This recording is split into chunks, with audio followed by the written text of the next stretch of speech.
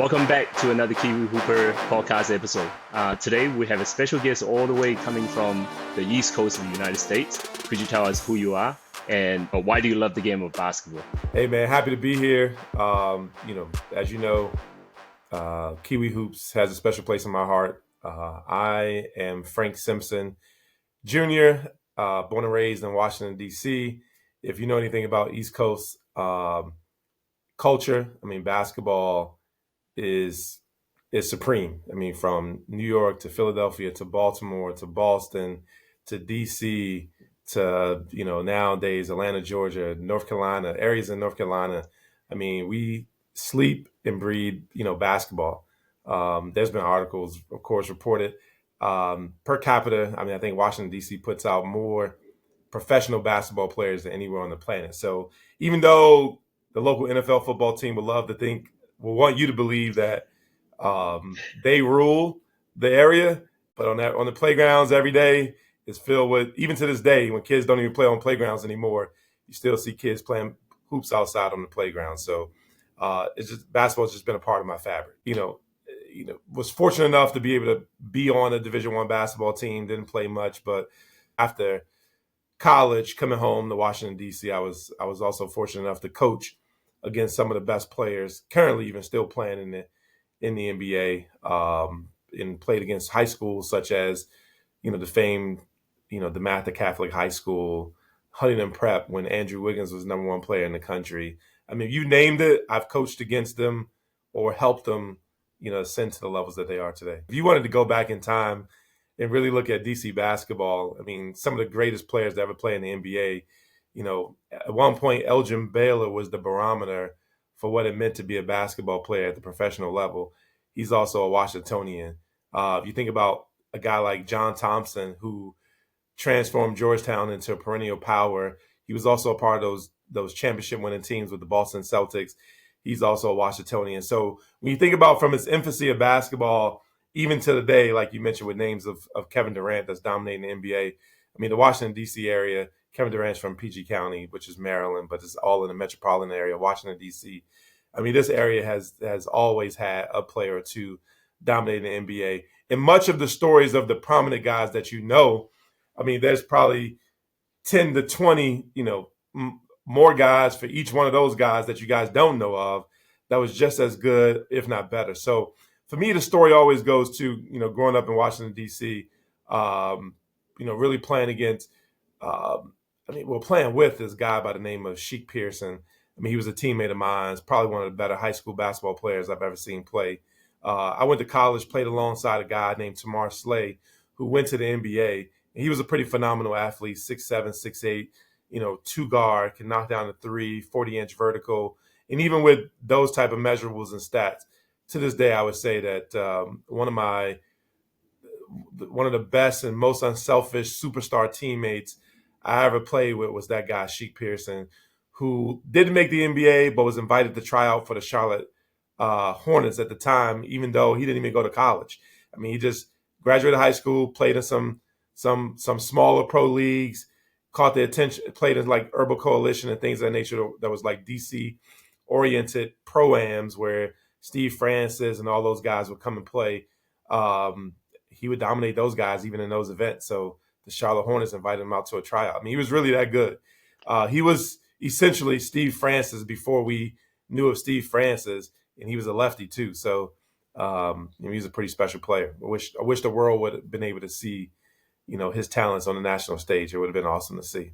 Me and you first met through the New Zealand basketball page, and we started chatting with each other about basketball and things like that because you were actually helping some Kiwi kids in the background, helping them to, should we say, bridging the gap between New Zealand basketball to the US basketball. So could you let us know what initially drew you to focus on helping kids from New Zealand?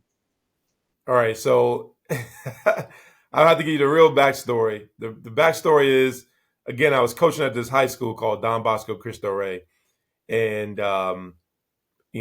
I recruited against the DeMathas of the world, the Paul VI, the Gonzaga High School in the Washington D.C. area. We often have 5 to 6 schools ranked in the top 25 every year, and those names I just now dropped. I mean, if you guys can go check it right now, ESPN top 25 high school basketball, you're gonna have those names inside the top 25. So quite naturally, every kid wanted to be a part of those big name programs. It was a new school that I was just opening up, and I felt like we had a really good shot at getting some of the really good players locally. And then at the last minute, we would sometimes lose them to those kids. So then it hit me one day. I was like, man, you know what? Like these international kids don't know the Matha from Don Bosco, from Gonzaga, or any of these other schools. They just want an opportunity to play. So I had a bunch of guys that I knew. You know, Kenny McFadden, my late great good friend, was one of those guys who was doing really good work in New Zealand at the time with youth basketball. And this is before Steven Adams. I reached out to him and just kind of say, hey, man, look, you got any young, good talent. And this is right around the time that he was trying to send Steven over to prep school. And then from there, you know, I just had a pulse on what talent was coming out of New Zealand from, you know, again, the Steven Adams of the world to, you know, I know you're going to ask me probably a question around some of the kids that I helped, but the Niwas, who's now tearing it up at UC San Diego. I mean, I remember when Tafar Gapari was a young kid and he was telling me, hey, Frank, I think I have the next pro out of New Zealand. He was telling me about, you know, this kid, Tafar Gapari, who, you know, then I helped get his first commitment, which was to the University of, you know, George Washington University here in the Washington, D.C. area. So, look, I owe it all to Kenny McFadden for helping me realize how much talent there is in New Zealand. And I'll even plug this for New Zealand folks out there. I mean, New Zealand's population is about the size of the state of Maryland. So with you guys having such concentration of talent for a place that's, you know, really a medium-sized to small state in the United States of America, I think it's pretty impressive for a country to be able to be pumping out as much talent as New Zealand has been able to pump out over the last, you know, really 5 to 7 years. It's just phenomenal. Like it just shows how the coaches there are really giving the kids a good foundation and realistically the gene pool there. I mean, you know, we don't got to talk about with the Kiwis, man. Those guys are strong, super athletic. I think that good mix of gene pool certainly helps those athletes out there. 100%. You can't teach the height and the gene pools for sure. You can't teach the height in the gene pool. And like I said, I think the coaches there do a really good job. Again, Kenny McFadden would get up every morning and do his hoop club in the morning for kids to be able to, you know, learn and train the game of basketball. And then, like I said, from Auckland to, you know, to Christchurch to Wellington. I mean, you guys have an abundance of great coaches there, just working with the kids and giving them a good foundation. I think the biggest thing that they miss sometimes is the speed of the game and the intensity that may be here in America. And once kids come here and they catch on to that, I mean, again, like lights out. You have those great stories of the Ty Yards and, you know, the Marys at Virginia and everybody else in between that come over and have some success as it relates to American basketball. Let's go to the recruitment process. What are some of the advantages for the young Kiwi hoopers to attend U.S. high school or prep schools? Yeah, so let's just look at the numbers because it's not about what my opinion is, it's about what the reality is. And the reality is that, you know, if someone wants to play professionally, I think there's a clear path that says it will improve your opportunities to be able to play at that level. 80% of modern day NBA players played on a sneaker sponsored team, whether that's the EYBL with Nike or whether that's, you know, the Adidas Gauntlet or the Under Armour, you know, grassroots initiatives that they have going on. 80% of the current modern day NBA players, even with the influx of international players, come through that pathway. And then they go on to college or, you know, so be it. 50% of those players, 50% of the 80%, play for an EYBL team. And 90+% of EYBL players go on to play Division I basketball. So I think the advantage is the media cycle in America as it relates to basketball is unbelievable. I mean, these days you got high school basketball games on national television, being sponsored by the Nikes, the Gatorades, the McDonald's, you know, the Under Armours of the world. You don't really have that in New Zealand at the current moment from an infrastructure standpoint. The other advantage is, you know, the real truth is college coaches aren't flying out every day, even to check out the best of the best players in New Zealand. So you can have a Tafari Gapari while in New Zealand. Unfortunately, even at 6'10", 6'9", 6'10", 40-inch vertical, can create your own shot off the dribble and really be the New Zealand Kevin Durant. You're not going to have mid-major programs with the budget to be able to fly out and check him out if he's unknown. When you're here in America, if you're playing on an AAU tournament, I mean, again, you got 20 coaches in the building walking around trying to see the diamond in the rough. And again, the Tafar story, he was here in America, and I made a phone call to a college coach and said, hey, man, got a good friend in New Zealand. He said, this kid is really good. Why don't you go check him out? He was at the, I want to say the NBA Global Games. It was in Atlanta, Georgia. And the guy went and checked him out and immediately called me back, said, he's a pro. We got to get him at our university. So when you're here, you're just open to way more opportunities. Sticking with that same story, when he was in New Zealand, the coach made a phone call, got him ranked in the top 100. Just as a filler, he was actually the 100th player in 24/7's rankings at the time. And when he came here and they saw him play live, I mean, he instantly went top 50 player in the country in his class, number one in the state when he was up in Connecticut. So it just changes when you're there. People may listen to guys like me and get an idea if you're good or not. So they'll kind of be close and present and try to watch film from afar, but they still want to see you.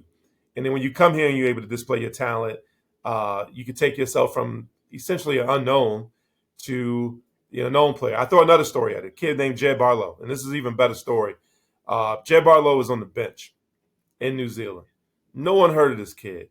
And I saw a video of Jed Barlow, and I'm like, man, this kid is a D1 talent. So I reached out to him and said, hey, what's the story? And he was giving me a story and told me he was playing behind some folks in politics. Was kind of getting in the way of him playing. I was like, would you have an interest in playing in America? He said, sure.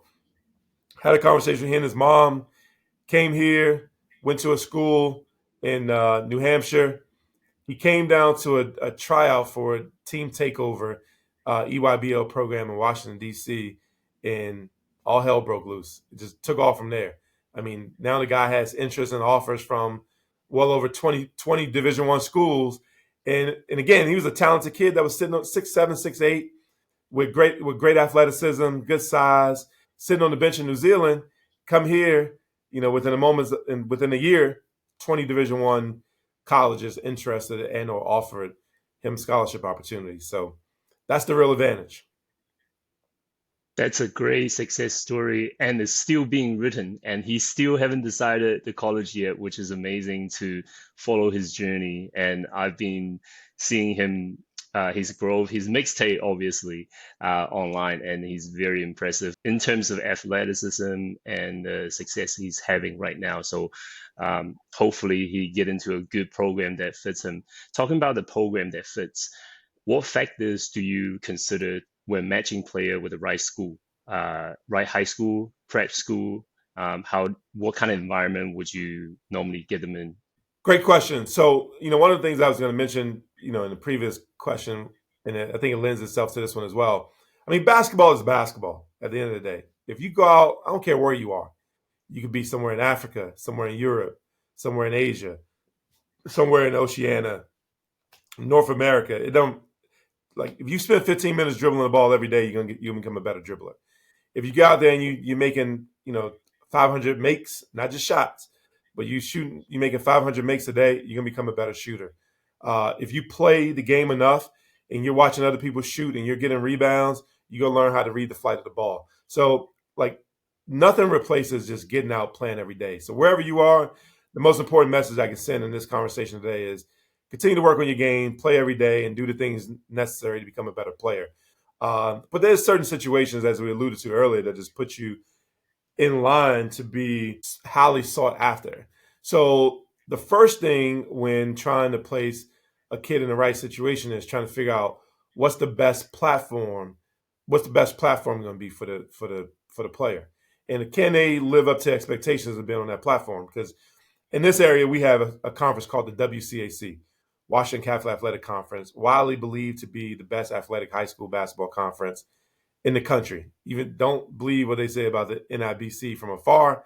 even though they had the Oak Hills of the world and Mount Verge and those guys. Those guys only came together to try to form a conference that can be formidable to the Washington Catholic Athletic Conference. And the schools in the Washington Catholic Athletic Conference are traditional schools. So these aren't just basketball programs housed within the school. And not to say that those other schools are, because Oak Hill is a traditional school as well. But their focus isn't just to be a basketball power. It is to be a well-rounded educational experience with high-powered basketball programs. So I try to look there, see if there's opportunities there in private schools that's similar to that kind of mission, where a kid can go in and get a really good, well-rounded educational experience, an American cultural experience, and have an opportunity to play basketball at its highest levels. And then it's also about the human, right? I mean, not we all different individuals. No two kids are the same in their basketball game or in their character. So I'll give you a situation where an example of a kid named Kahu Treacher. I mean, Kahu went to a school in Washington, D.C. It's actually about 5 minutes away from where I live here in Georgetown kind of area, Washington, D.C. School by the name of St. Albans. I mean, St. Albans embraced not only Kahu as a basketball player, but they also embrace his family. They embrace his Maori culture. I mean, the one that stand out to me, it was a senior night. His dad came to senior night, and when his dad walked him out for senior night, and the whole entire crowd just got silent, respected the situation, and then when it was done, erupted in cheers and applause out of appreciation for all the contributions that Kahu has made over the last 2 years. But again, the cultural experience that Kahu had brought to St. Albans, bringing part of that New Zealand culture there as well. So it's a mix of what's a good academic situation, what's the best basketball situation, and what's the best cultural experience going to be, and how that school is going to embrace those particular kids. Because there's some bad stories too, right? Not every situation works, and sometimes you got to pivot and adjust and make a different decision. But you try to evaluate those factors to make sure the kid's going to have a good experience, because ultimately it is their experience. 100%. And I just saw that video of his dad performing Hackers at his senior night. It was very powerful, it was very touching. Just to see how the crowd react was amazing, how they embrace him and the Maori culture. And that's what I love to see. Look, a year ago, and this didn't go viral in New Zealand the way that one did, but a year ago at a tournament, it was a holiday tournament over Christmas time. So in 2022, he did it from the stands. Like, Kahu had a really good game, made all tournament team, and he did it from the stands. So same kind of reaction, where it was just he was allowed to be who he was. It wasn't, oh, why are you doing that in the stands, or why are you taking time to do that? No one does that here. It was like, no, we embrace who you are as a person. We actually want to experience that as well. So yeah, you just got to find the right situation that worked for that particular student, based on their basketball skill, again, based on their culture that they bring in with them and that they want to also experience. And then obviously if they can fit academically, because if you don't have the academics, it's not going to work. Absolutely right. And I think it's a win-win situation for the schools over here as well as for the player themselves, because they bring the culture. A lot of people don't have that privilege to go travel around the world. So they bring in the Maori culture and the New Zealand culture to here. It's kind of like a, culture exchange, and it opens people's eyes when two different culture collides, I say. Cultural exchanges. One of the things, and I'm bringing this forward because I would love to still see it become a reality.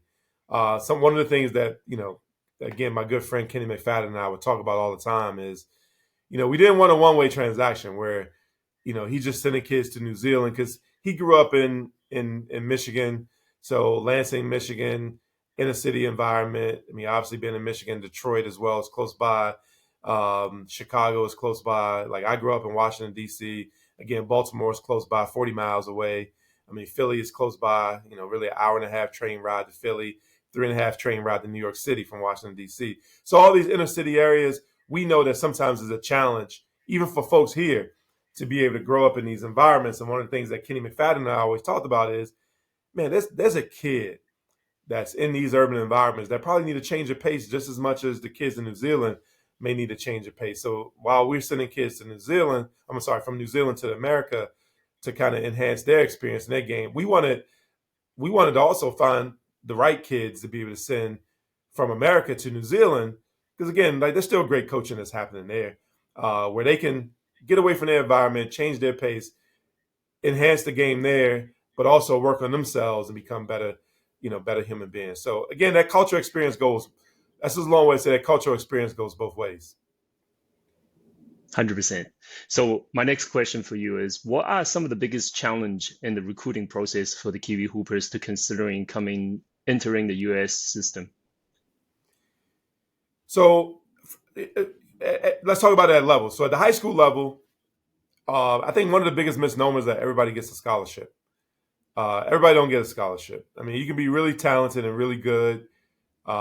You still may not get a scholarship. I mean, there's guys in the NBA that I know of that I won't name, but they started out at certain high schools, and they weren't on scholarship. Some of them started off playing freshmen at DeMatha, you know, JV at DeMatha as a sophomore, then being moved up to playing varsity. But again, those guys, some of them paid, in the beginning. Then once they realized they were good and they earned, they kept, and they earned a scholarship, but they wasn't necessarily given a scholarship from the front. And I think a lot of times at the high school level, folks think that because it's America, we're just going to give you a scholarship. That isn't always the case. Some schools do work out that way, but a lot of times, 80% of the players that they're probably going to pay something at some level at the high school level. Division One, different, right? Division One is going to be scholarships for every kid that earned a scholarship. D2, every kid don't necessarily get 100% scholarship. I mean, sometimes there's a financial responsibility. Certainly, Division Three, NAIA, junior college, and the others. Again, there's some type of financial responsibility. So I think the biggest roadblock that a lot of kids in some families kind of get shocked by is that the red carpet isn't rolled out just because you're 7 foot tall, or just because you can dunk a basketball, or just because you average 30 points a game in New Zealand. It isn't just going to be rolled out for you. You really got to look at the situation and how it works for you and your family. And then the second part is getting involved with the right people. There's so many layers to basketball in America, and it is a huge moneymaker. I mean, guys are making north of $300 million contracts to play the game of basketball. Coaches are getting paid 15 plus million to play basketball at the NBA level. At the college level, a lot of these public universities, the highest paid employees of the states are often college coaches, either college football or college basketball. So, and when you think about that, sometimes there's a lot of shady business that happens, unfortunately, to kind of keep, those guys in high paid positions. So I would caution families to make sure they're getting in bed with the right people. Like I've asked to date, $0 from any family that I've helped along the way or advised a kid. I don't charge for this. I don't charge $25 for teaching a kid to go online and get information they get for free from, the NCAA website on what courses you should be taking. And these are some of the things I've seen along the way with people. And I get it as a business, everybody got to make their money, but it's just not what I'm interested in doing. So if someone wanted to know like what classes you should take in order to be NCAA ready, NCAA already has it on the website, and they have it broken down by country. So if you want to know if as a New Zealander or as a Kiwi what you should be taking, just Google NCAA requirements, New Zealand, eligibility. They're going to tell you exactly what it is you should be doing, whereas other folks are going to try to come and charge you for that. Even big time platforms. I see a lot of New Zealand kids signing up for these recruitment platforms, and they say, well, you can email all these coaches. So they do make it easier for you to be able to email these coaches from these platforms. But again, all the information is available for free on the internet. You just got to go to that school's athletic website. That school athletic website has a directory of coaches for every sport that school has, with email addresses and often telephone numbers. Don't be afraid to pick up the phone and call the coach. Don't be afraid to email the coach directly. You don't necessarily have to pay for that. And then when you start getting to the higher level players, I mean, again, you have, there's runners for agents that's trying to get close to players for all the wrong reasons. And they're going to try to direct you down paths they want you to go because it's in their best interest. It's not necessarily in the player's best interest. So just make sure you vet them with a fine tooth comb, the things that come in your direction. Feel free to reach out to, guys like you who I know are in it for the right reasons, just to amplify and shed a light on, basketball in New Zealand. Certainly they can reach out to me on all my social media platforms. I'm sure you'll link or give them a pathway to be able to do that. And I don't mind answering any questions that they may have. we know that you are a certified financial advisor. You do that for a living. What are some of the costs for an average Kiwi family per year if they are consider bringing their kids here to do high school systems and the prep schools? Yeah, I would say if you really, and this is hard cost, tuition. I mean, I would plan somewhere in the neighborhood between 4 and 8 thousand is probably the range that I've seen the most. Again, sometimes if you're a really good player, you might not have to pay anything. If you are a marginal player, they're not sure what kind of value you're going to add, but they see some talent. It could be somewhere between 4 and 8 thousand. And if you just kind of like a fringe kid that they're not sure, then it could be north of 8,000. But I think anything beyond 15,000, especially at a school that doesn't have boarding, is probably way too much. You should probably reconsider whether it's worth it or not. Fair enough. And also, we got the external costs like the living costs as well as the transportation, travel from New Zealand as well. And on top of that, would you say, and around the say $15,000 per year, maybe? Easily. I mean, again, like some stuff don't change. Kids still want to go out to the movies. Late night they still want to buy a bunch of Yeah. snacks that may not necessarily be provided for them in the dorm environment or the host family environment. Yeah, I would say easily in the neighborhood of about 15,000 on an annual basis. You should probably be budgeting, even if that doesn't go towards tuition. Again, you're now, and I'm entering this by the way. I'm about to send a kid off to college. I mean, essentially, you're taking care of another person that doesn't live with you, and it's easier to feed one more person in the house because it isn't that much. But now you got to essentially feed another person that isn't inside the house. So think of it as paying for two meals when traditionally you just be preparing one. Even if you got a scholarship, I mean, if you got 100% scholarship, again, the kids still want to go to the movies.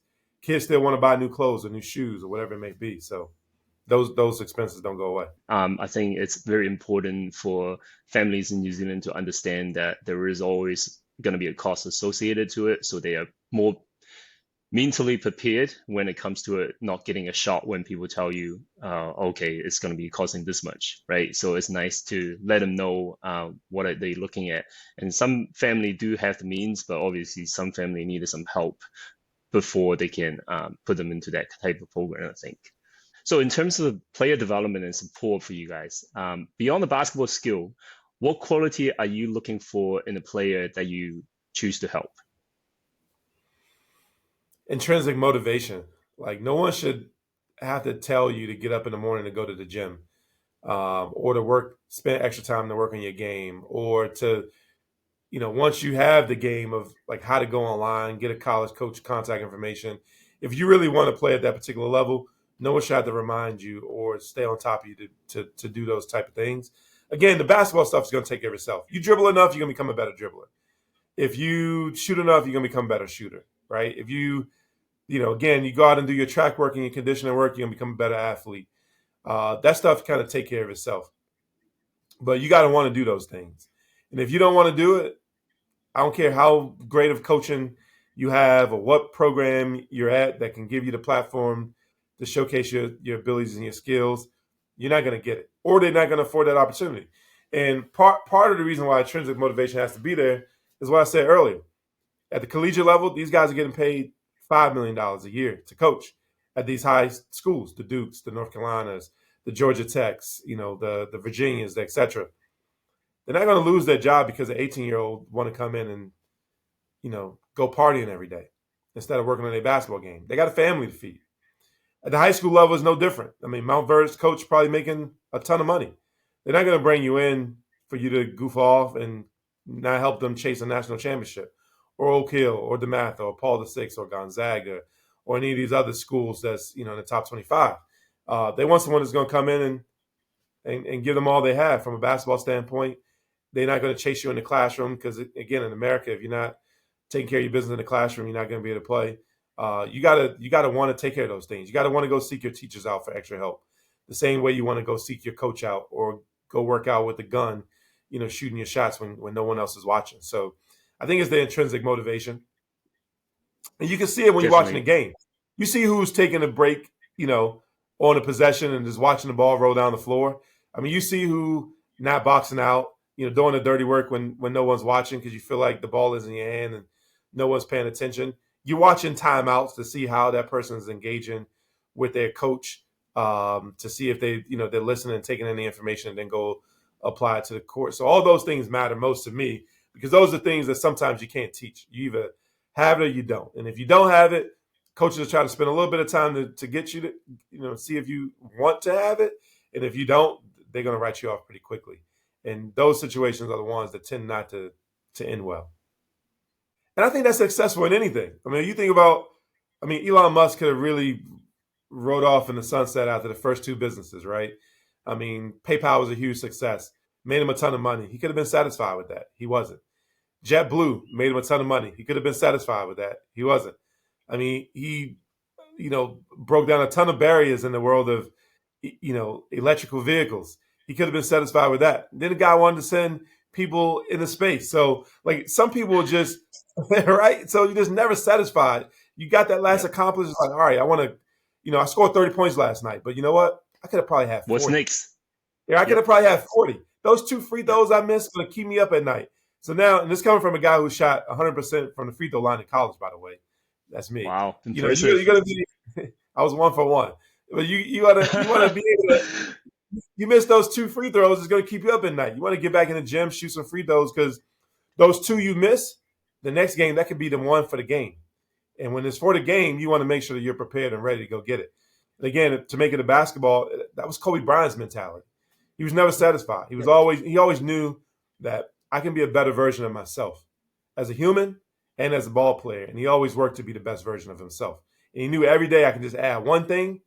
If I win a minute today, I'm gonna go 2 minutes tomorrow. I'm gonna go a minute and 5 seconds tomorrow, and just continue to add until it all adds up. So I say, look, it all. You mentioned me being a licensed financial advisor. So one of the things I tell people is all add up to the same bank account. So it's not about where you start; it's about where you're going. So if you got to start with $1 today, put that dollar away, and put another dollar tomorrow, and eventually it's all going to add up to the same bank account. But you got to start somewhere. You got to put the work in. From the player standpoint, what kind of support system from school can they be expecting when they get recruited and when they come through the United States and study? I mean, again, schools that do a really great job of it, St. Albans, with Kyle Treacher, good counsel with Jed Barlow.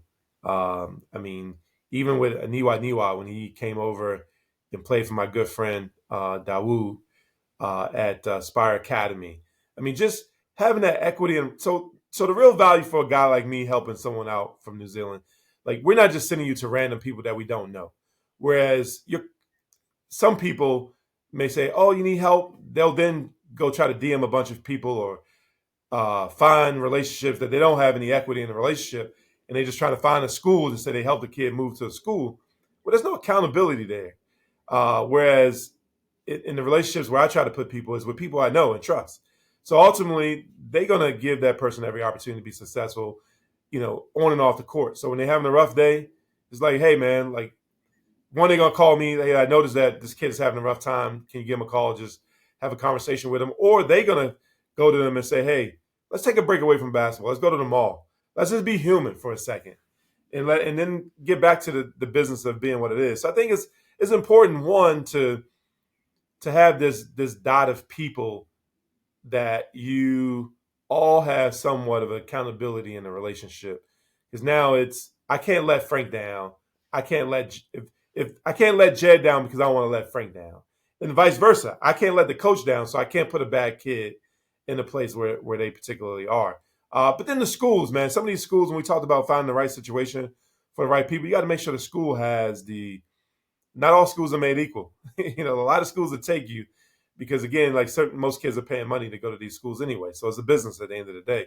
But some schools have the support that's in place. I mean, I think about a kid like Tomasi Pavihi, who went to St. Mary's Riken and another school in the WCAC, and the kid Viliami Masili, who's a Scott College kid, and Tomasi was a St. Patrick's kid.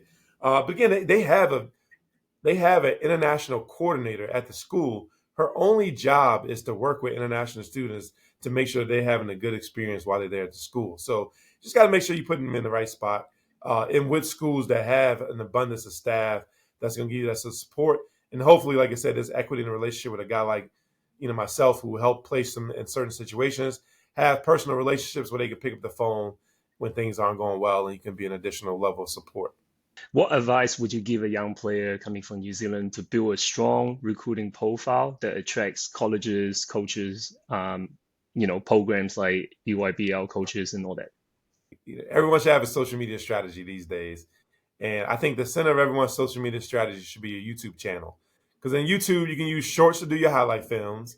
And then you can do, traditional YouTube to do your long form, full game footage. So as great as your highlight film look, coaches know you're putting the best foot forward in those highlights. So you're going to show only the shots you make. You're going to show only the dunks where, someone can get excited. So they want to see that because it does show your capabilities. But then they want to see what's behind the hood. And the long format YouTube can let you see what's behind the hood. And then I would attach to that all the other stuff. So again, you can bring in an Instagram to do reels and things of that nature, or to build relationships, DMing coaches, etc. Twitter, obviously, a lot of coaches on Twitter to be able to tweet information out, things of that nature. But I think it starts with the center around YouTube, because again, you can do more than basketball as well. You can give them a peek behind closed doors and what your life looked like. I wouldn't be afraid to film, your workouts, conversations with your coaches, because they want to know what really differentiates you from being able to dunk and make a basketball to someone else. And the thing that really differentiates you is your own human character. So don't be afraid to show part of that. But I would start with YouTube as the centerpiece, and then everything else webbing out from YouTube.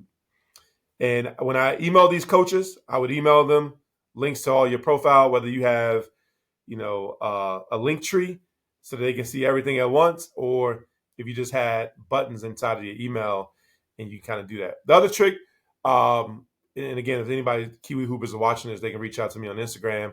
We keep a database. All the kids that I work with, we help. I keep a database of college coaches, and I use Power Automate to inform these coaches, Microsoft's Power Automate, to inform these coaches of what's going on with those particular kids. The beauty about Power Automate is it'll reach into this database, this Excel database of coaches, and it'll automatically email all those coaches. So instead of you as a kid emailing the coach one by one, once you build your database of, let's say, 200 coaches or so that you really want to make aware of who you are, just use Power Automate to email them once a month to stay top of mind. Like, no one knows that you exist. You got to find a way to make sure people know that you exist. What advice do you have for the young Kiwi hoopers with aspiration to play college hoop in US? I think first and foremost, again, take care of your business. Control what you can control.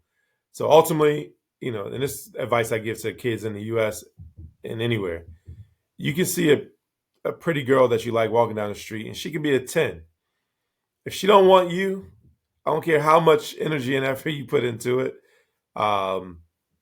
You're just not going to happen, because you only control one aspect of it, and that's your desire to be there, or how what you dressed up that morning, if you took a shower or not, if you put on the right cologne, etc.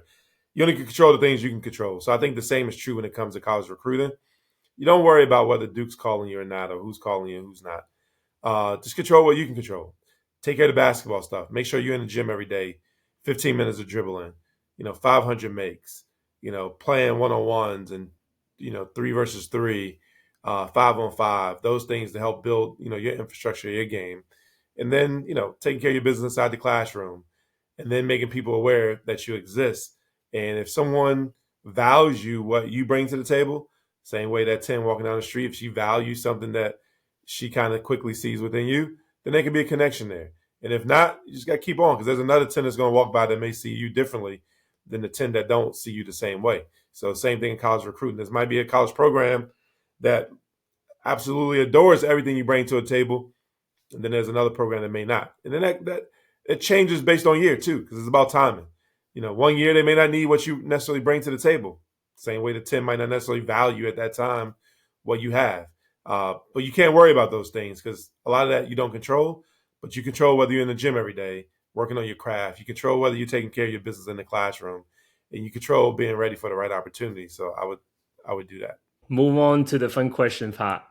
So if you have to bring in 5 players from DMV to play on a winner takes all $1 million tournament, who would you bring? Which 5 would you bring to play?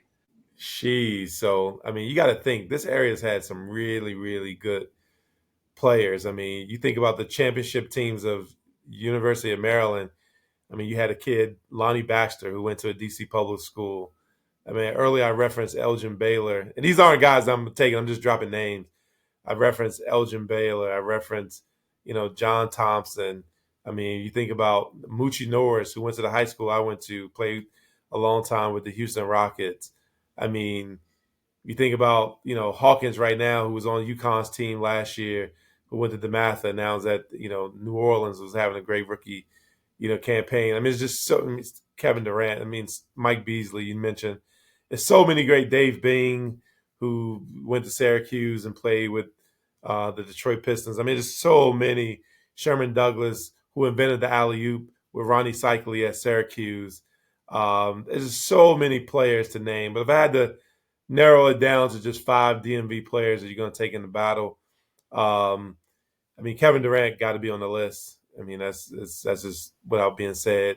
I mean, Elgin Baylor got to be on the list. I mean, he's one of the best basketball players ever played a game of basketball. Elgin Baylor, Kevin Durant. I'm going to go, Sherm Douglas to lead the point guard spot. Mike Beasley. And they're going to need someone to hold it all together and be their Dennis Rodman, kind of do the dirty work guy. So I'll just throw myself in the mix for fun. If any curious Kiwi Hooper and their family have questions, how can they reach out to you? Yeah, the best way to reach out to me is via Instagram or Twitter. I believe my Instagram handle is FB Simpson Jr.